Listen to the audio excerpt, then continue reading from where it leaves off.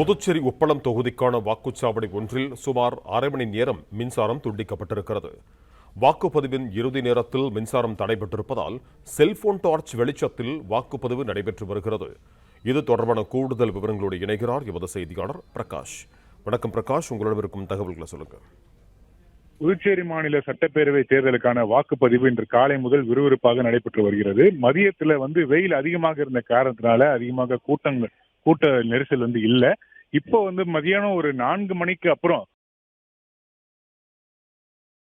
உப்பளம் சட்டமன்ற தொகுதிக்கு உட்பட்ட இருதயமேரி மேல்நிலை பள்ளியில 3 வாக்குச்சாவடிகள் இருக்கிறது. 3 வாக்குச்சாவடிகளுமே கிட்டத்தட்ட 50க்கும் மேற்பட்டவர்கள் வரிசையில் நின்று காத்துக் கொண்டிருக்கக்கூடிய சூழ்நிலையில உப்பளத்துல அந்த வாக்குச்சாவடிகளை மின்சாரம் துண்டிக்கப்பட்டிருக்கக்கூடிய காரணத்தினால வாக்குப்பதிவு தடைப்பட்டிருக்கிறது.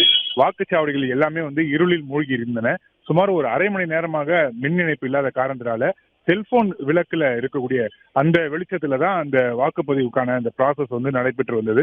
இந்த தேர்தல் அலுவலர்கள் உடனடியாக மின்சார இணைப்பு வழங்க வேண்டும் என்று மின்சார அதிகாரிகளிடத்துல தொடர்ச்சியாக வலியுறுத்திய நிலையில சுமார் அரை மணி நேரத்துக்கு பிறகு மின் இணைப்பு கொடுக்கப்பட்டிருக்கிறது. தொடர்ச்சியாக இந்த வாக்குப்பதிவானது நடைபெற்று வருகிறது. நன்றி பிரகாஷ், உங்க தகவல்களுக்கு.